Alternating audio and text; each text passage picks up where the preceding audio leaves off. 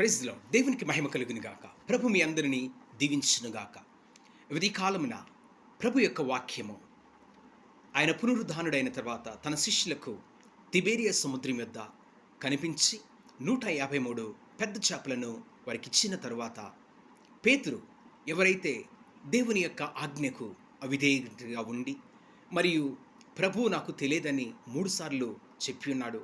అదే పేతురుతో ప్రభు ఒక ప్రశ్నను అడుగుతూ తన విశ్వాసమును బలపరుస్తున్నాడు. యోహాను సువార్త 21:15 యోహాను కుమారుడైన సీమోను, వీరికంటే నీవు నన్ను ఎక్కువగా ప్రేమించుచున్నావా? ఎందుకంటే మత్తయి సువార్త 26 సీమోను పేతురు అన్నాడు, వీరందరూ నిన్ను విడిచినను నేను నిన్ను విడువను అని. మరి శిష్యులందరికంటే తను తాను ఎక్కువగా హెచ్చించుకున్నాడు. అందుకని ప్రభు అడుగుతున్నాడు, వీరందరికంటే వీటన్నిటికంటే నన్ను ఎక్కువగా ప్రేమిస్తున్నావా?